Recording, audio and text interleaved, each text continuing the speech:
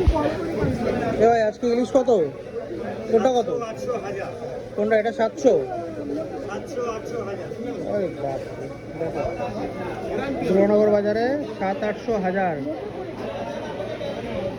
হাজারটা ওয়েট কত হয় মোটামুটি? 600-650। দেখো কাটছে, এটা কত টাকা কাটছিস ভাই?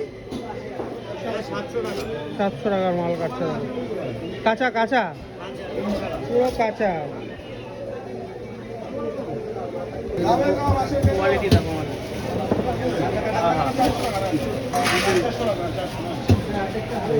ভাইয়ের কাছে পাওয়া যাচ্ছে 700-800-1000 দারুণ দারুণ কোয়ালিটি মাল, এরকম কাঁচা মাল। কাঁচা।